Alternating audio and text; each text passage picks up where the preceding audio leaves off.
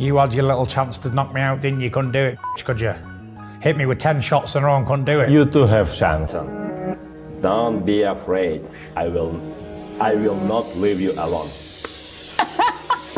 I know his team are a little bit upset. They've even compared me to Vladimir Putin today. I'm not sure why, because I've been rapping Tupac.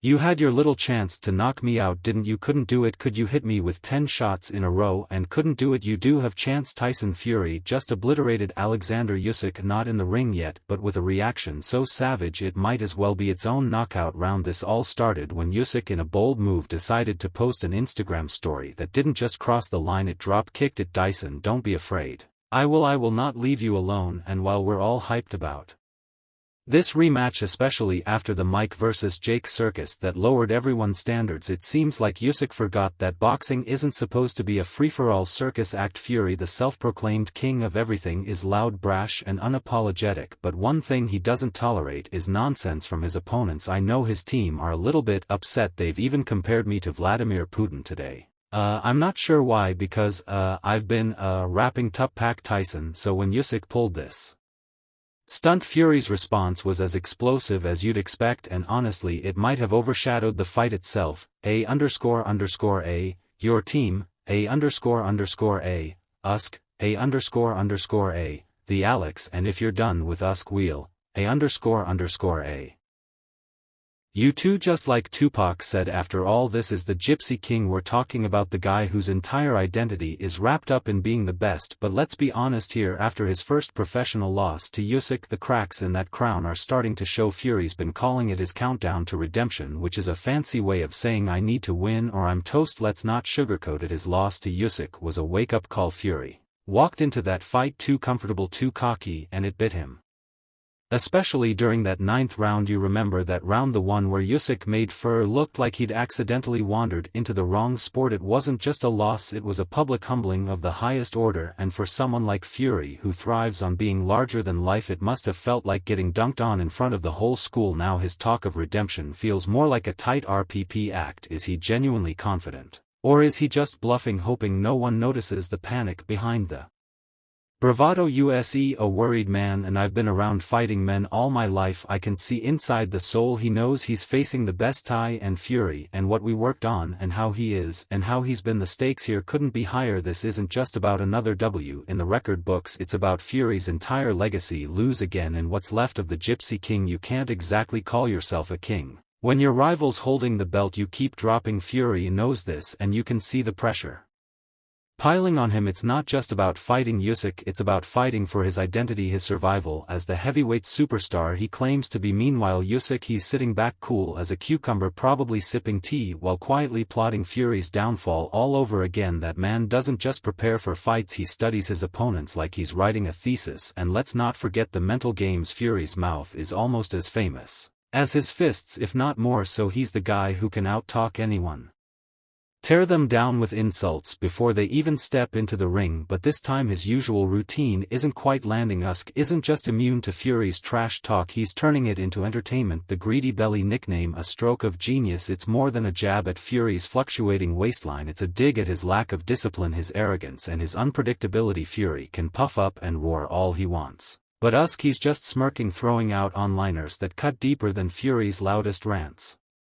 Hey my friend Greedy Belly, continue training. I'm brother, I know you hard work, it's good, I appreciate it. When Tyson Fury stepped into the ring against Oleksandr Usyk back in May, he wasn't just squaring up with Usyk, he was dealing with the absolute medusa that was his corner. Seriously, the fight itself could have been overshadowed by the soap opera unfolding outside the ropes. And leading that circus, none other than John Fury, Tyson's father, who decided to channel his inner reality show star with outbursts so dramatic they'd make a diva blush. It wasn't just fans face paling in disbelief. Boxing legends like Ricky Hatton came out swinging too, branding the corner an outright shambles. John Fury has always been a bit of a wild card, but during that fight he dialed it up to a level of dysfunction that would leave even the most chaotic fam saying yikes. While head trainer Sugar Hill Stewart was trying to provide clear strategic instructions, John was busy yelling his own contradictory advice, turning what Should have been a united front into a shouting match. Imagine trying to box one of the smartest fighters in the world while your corner sounds like a badly organized karaoke night. Tyson might have been trading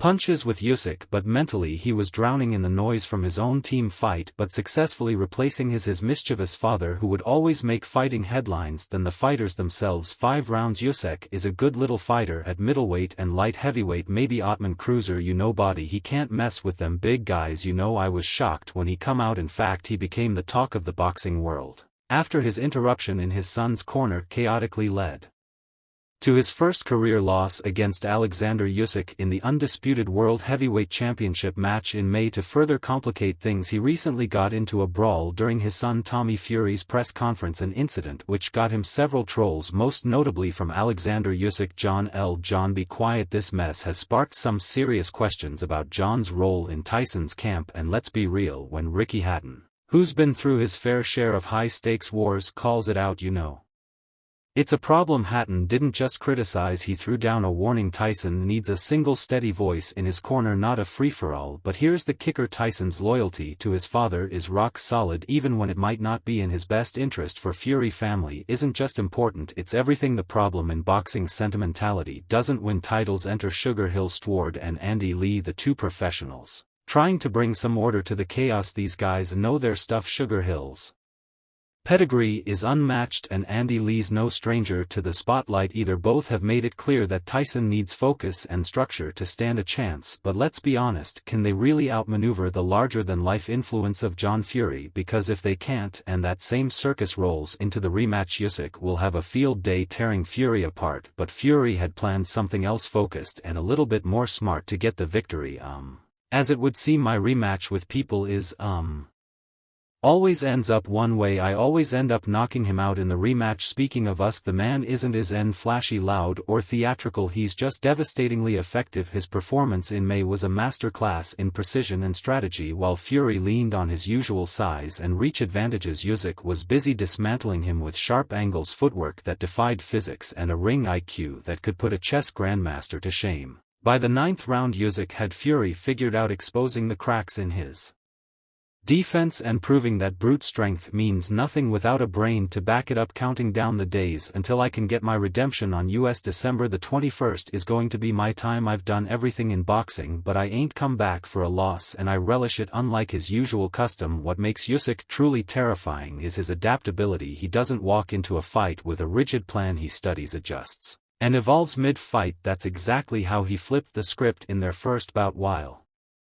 Fury was banking on wearing him down, Usyk had already shifted gears, forcing Fury into a game of catch-up. He was never going to win by the final rounds. The narrative wasn't about Fury's power, it was about Usyk's total control. Here's the thing about Usyk: his confidence isn't built on bravado or trash talk, it's carved out of discipline and sheer hard work. While Fury was busy playing the psychological warfare game, Usyk was quietly training, fine-tuning the skills that would leave the Gypsy King scrambling. This guy doesn't waste energy on hype. Every move, every decision is calculated, and that's what makes him lethal. Because our Fury is from a gypsy background, and those boys are taught to fight at the age of 3-4 years old. And here's where it gets really interesting: this rematch isn't about who's bigger or stronger, it's about strategy and preparation. Fury's size, his reach, his ability to lean on opponents like a human wrecking ball, none of it mattered in May because Usyk didn't let it.